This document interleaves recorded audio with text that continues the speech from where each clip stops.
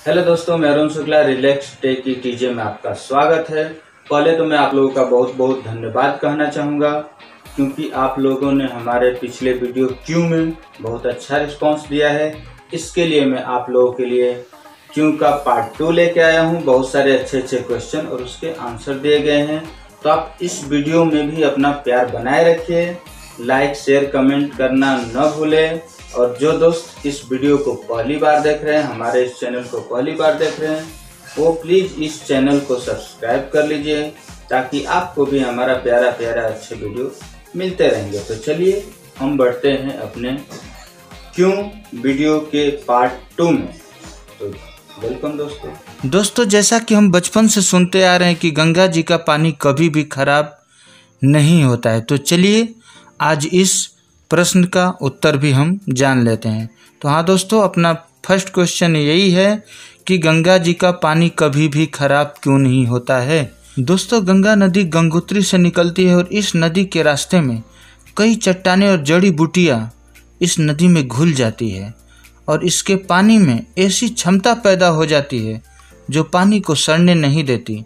वैज्ञानिक शोध से पता चला है कि गंगा के पानी में ऐसे जीवाणु भी है जो सड़ाने वाले कीटाणुओं को पनपने ही नहीं देते हैं, इसलिए पानी लंबे समय तक खराब नहीं होता।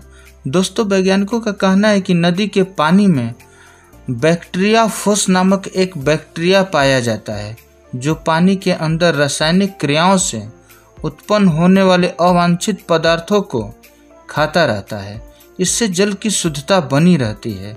इसके साथ ही इस नदी के पानी में गंधक अर्थात सल्फर की प्रचुर मात्रा मौजूद रहती है दोस्तों, इसलिए भी यह पानी खराब नहीं होता है। बस यही रीजन है दोस्तों कि गंगा माँ का पानी खराब नहीं होता है।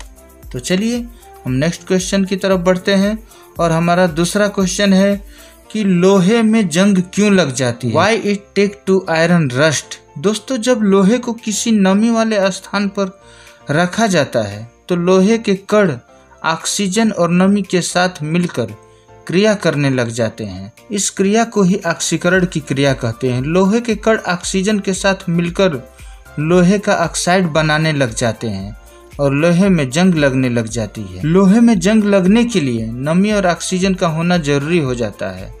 अगर ये उपस्थित नहीं होगी तो शायद लोहे में जंग कभी नहीं लगता।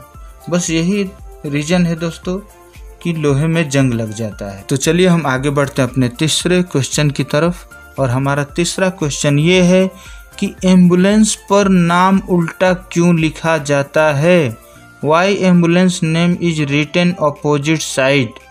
दोस्तों, दरअसल एम्बुलेंस का प्रयोग रोगियों को ले जाने के लिए किया जाता है, क्योंकि जब एम्बुलेंस गंभीर बीमारी के रोगियों को ले जाती है तो वो काफ़ी तेज़ी से चलती है और उसके आगे की तरफ एम्बुलेंस के अक्षरों को उल्टा लिख दिया जाता है, ताकि उससे आगे वाली गाड़ियों को उनके पीछे देखने वाले दर्पण में एम्बुलेंस पर लिखे अक्षर सीधे दिखाई दे और वह एम्बुलेंस को जल्दी ही रास्ता दे सके।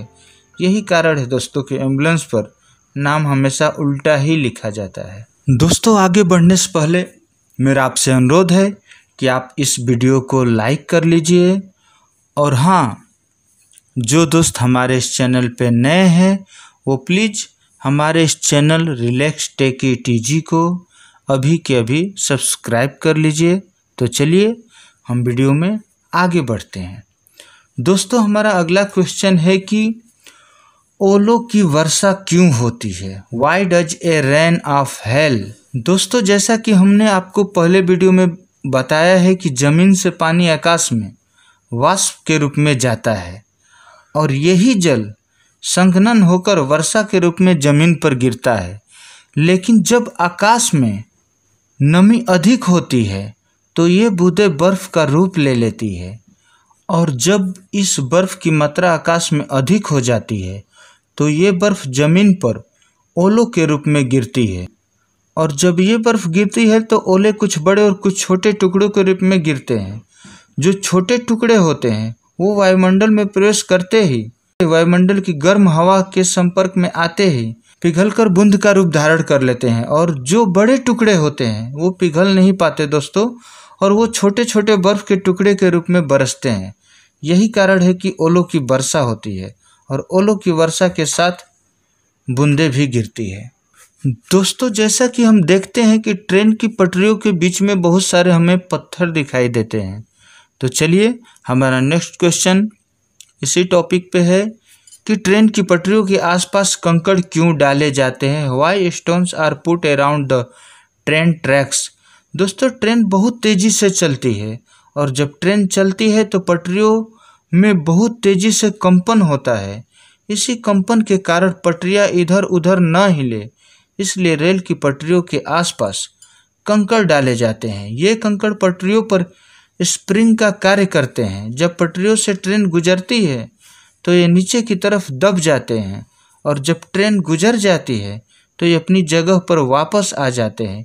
इन कंकड़ों से एक फ़ायदा और भी है दोस्तों कि पटरियों के आसपास झाड़ियाँ नहीं उगती है। अगर पटरियों के आसपास कंकड़ की जगह सीमेंट या कुछ और डाला जाए तो कंपन की वजह से उनमें जगह बन जाएगी और पटरियाँ इधर उधर खिसकने का चांस बढ़ जाता है, जिससे रेल दुर्घटना हो सकती है। तो दोस्तों, बस यही कारण है दोस्तों कि रेल की पटरियों के आसपास कंकड़ डाले जाते हैं। तो चलिए हम अपने 6th क्वेश्चन की तरफ बढ़ते हैं और हमारा 6th क्वेश्चन ये है कि एयर कंडीशन से पानी क्यों निकलता है। Y water comes out from the air conditioner. दोस्तों, दरअसल एयर कंडीशनर से पानी निकालने की क्रिया को आप ऐसे समझ सकते हैं कि जब हम किसी ग्लास में ठंडा पानी भरकर रख देते हैं तो ग्लास के ऊपर पानी की बूंदें जम जाती है और कुछ समय के बाद यह बूंदें पानी के रूप में ग्लास के नीचे इकट्ठा हो जाती है। ऐसे ही जब एयर कंडीशनर चलता है तो उसमें उत्पन्न गैस उसमें लगे पाइपों से गुजरती है और उन पाइपों के ऊपर पानी की बूंदें जमा हो जाती है और यही बूंदें बाहर के गर्म हवा वातावरण के संपर्क में आकर पानी का रूप ले लेती है और यही पानी एयर कंडीशनर से बाहर निकलता है और यही कारण है कि एयर कंडीशनर से पानी निकलता है। दोस्तों, अपने अगले क्वेश्चन की तरफ बढ़ने से पहले मैं आप लोगों से एक बार और कहना चाहूँगा कि अभी तक आपने हमारे चैनल को सब्सक्राइब नहीं किया है तो आप सब्सक्राइब कर लीजिए, वीडियो को लाइक नहीं किया है तो आप लाइक कर लीजिए और जो दोस्त हमें नेक्स्ट टॉपिक के लिए कमेंट करना चाहे, नेक्स्ट टॉपिक देना चाहे हमारे नेक्स्ट वीडियोज के लिए, तो आप हमें कमेंट बॉक्स में कमेंट कर सकते हैं। दोस्तों, वीडियो में आगे बढ़ने से पहले मैं आपको एक चीज़ बता दूं कि बचपन से हम लोग देखते आ रहे हैं कि हर एक गाड़ियों के टायर काले ही होते हैं। तो चलिए हमारा नेक्स्ट क्वेश्चन यही है कि हर एक गाड़ियों के टायर काले ही क्यों बनाए जाते हैं। दोस्तों, दरअसल हमारी गाड़ियों के टायर जल्दी न घिसे, इसके लिए टायर को बनाते समय उसमें काला कार्बन मिलाया जाता है, जिससे टायर का रंग काला हो जाता है। इस कार्बन को मिलाने से टायर और अधिक मजबूत हो जाते हैं और जल्दी नहीं घिसते हैं।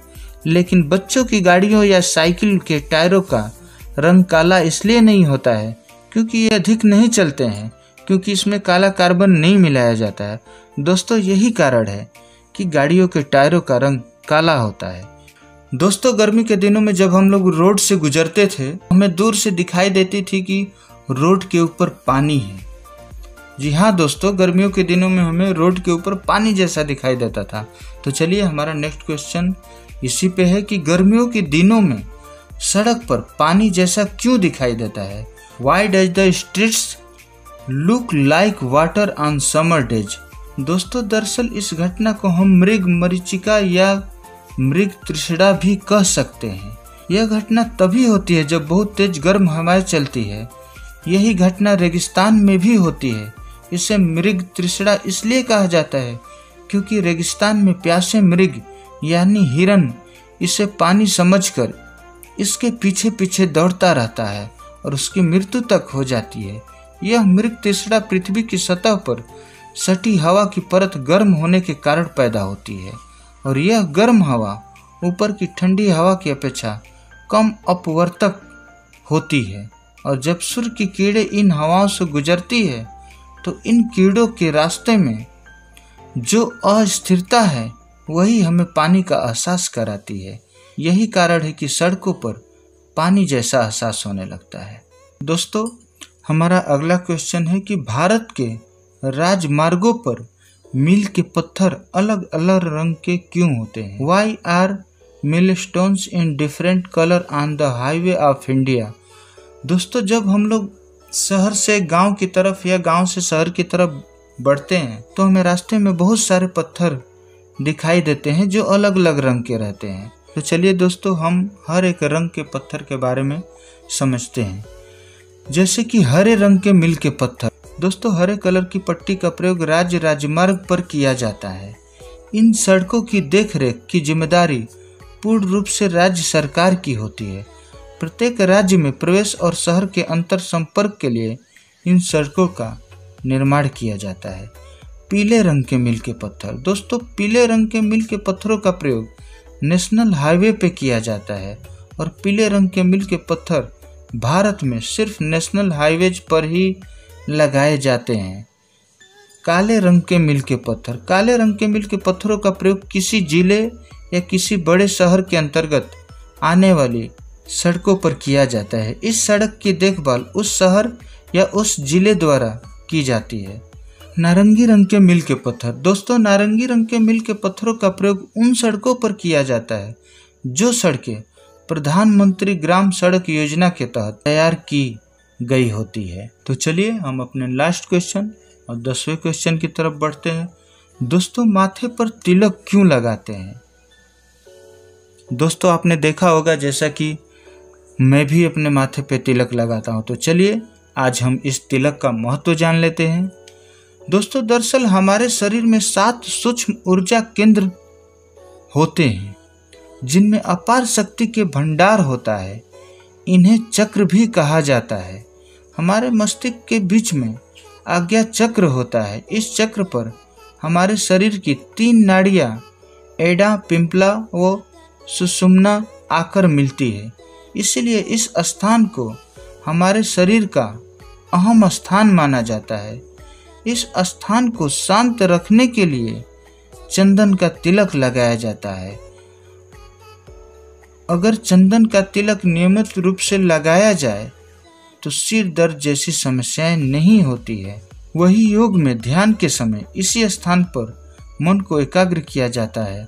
वही वैज्ञानिकों के अनुसार हमारे दिमाग में हमेशा सेरोटोनिन व बीटा एंडोर्फिन नामक रसायन निकलते रहते हैं जो हमारे शरीर को उत्साह प्रदान करते हैं। तिलक लगाने से इन रसायनों का संतुलन बना रहता है।